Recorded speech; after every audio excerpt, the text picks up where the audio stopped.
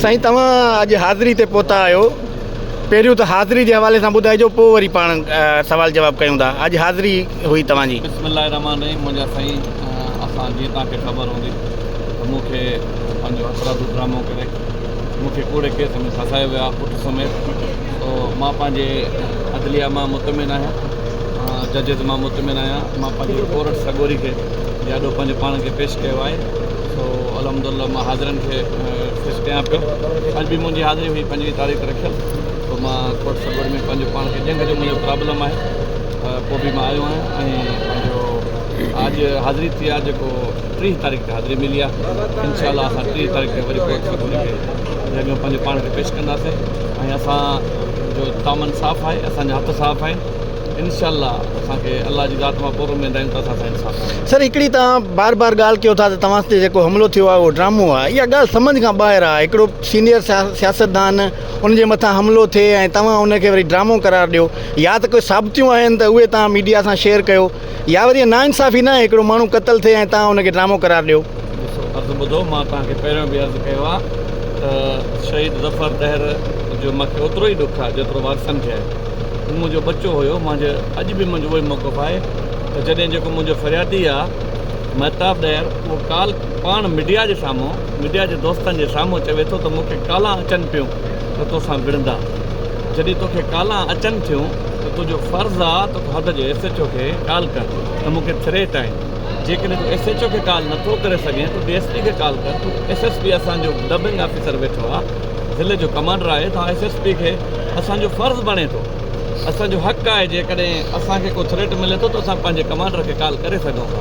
त हू SSP खे कॉल करे हा ऐं चवे हा त मूंखे थ्रेट आहिनि। जॾहिं हुन न त SHO खे हद जे SHO खे ॿुधायो, न हुन DSP खे ॿुधायो, न हुन SSP साहब खे कॉल करे गुज़ारिश कई, न ई हुन पंहिंजूं के ॿियूं गाॾियूं घुरायूं। जेकॾहिं ज़िंदगी हर कंहिंखे प्यारी आहे, जेकॾहिं अहिड़ो थ्रेट थियो बि हुयो हुनखे त पंहिंजूं ॿियूं उते पाण 2-3 मिंट ज़मीन हुयसि पंहिंजी, उते ब्रेक ॾेई बीह रहे हा।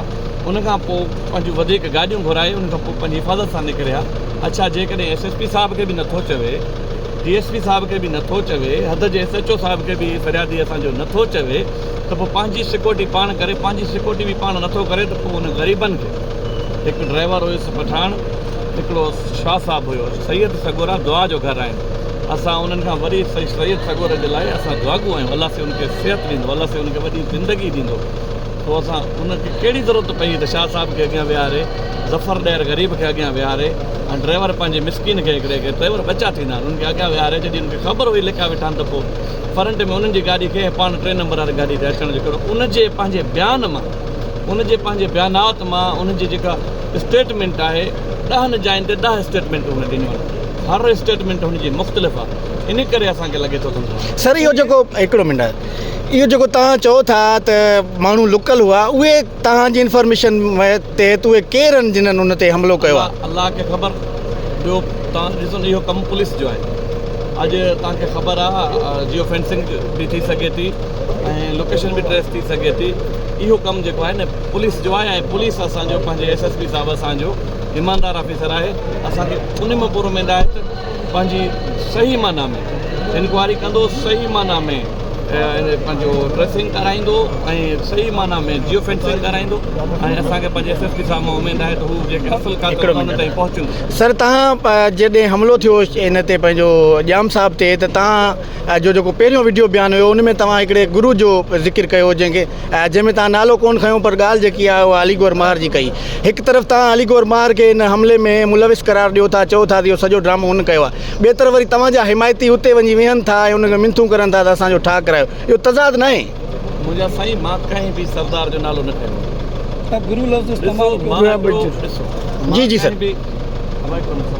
मां कंहिं बि सरदार जो नालो न खयो आहे, न कंहिं ज़िले घोटकी जे कंहिं बि अमीर जो, कंहिं बि सरदार जो मां नालो न खयो आहे। मां हिकिड़ो ईअं ॻाल्हि रुमाल में वेड़े कई आहे त गुरू घणा थी सघनि था, गुरू हिकिड़ो न आहे, गुरू इलाही आहिनि जेको पंहिंजो पाण ॾे सम्झे। सर असां तव्हां खां मुंहिंजो को बि ईअं कोन थो मां चवां त मां को मिनथूं मेड़ूं कयां थो। सरदार अली गौर ख़ान जे लाइ बि इज़त आहे, उहो सरदार आहे, उनजे लाइ मां ईअं कोन चयो आहे त मां को मिनथूं मोकिलियो। सो हिकिड़ो मिंथ मेड़ काफ़िलो हुयो, मिंथ मेड़ काफ़िलो हुयो जेका उन सभिनि मिंट में काफ़िले वारनि जा असां सभु थोरे छो जो हू हिकु सुठो मैसेज खणी आयो हुन में पीर बि हुया उन में अमीर बि हुया उन में सैयद बि हुया निज़ार बि हुया इलाइक़े जा निकमर्द बि हुया उन मौज़ीन बि हुया त मां उन मौज़ीन पहिरियों जाम साहिब हुया हिकु मां पहिरियों जाम साहिब हुया जाम साहिब हुननि खे जहिड़ी मोट ॾिनी उहा मीडिया जे साम्हूं हुई वरी ही सॼी दोस्त पीर अमीर फ़क़ीर सभु जॾहिं मोट हली आया मां हिकिड़ो सरदार माण्हू आहियां मां रवायती माण्हू आहियां मां रीतनि रवायतनि खे चङी तरह ॼाणा थो सो मां को जेको थी सघियो मां उनखे इज़त ॾिनी ऐं मां पंहिंजो जॾहिं ॾिसो हिकिड़ा सैयद अचनि था दर ते हली सरदार अचनि था दर ते हली उन्हनि खे मां सुठी मोट ॾिनी ऐं मां जॾहिं तव्हां मोट एतिरो जॾहिं ठाहिण जा तव्हां असां वटि हली आया आहियो त पोइ मां सभु वाॻियूं तव्हांखे ॾियां थो ऐं जेको तव्हां फ़ैसिलो करे थो मूंखे क़ाबिल क़बूल हूंदो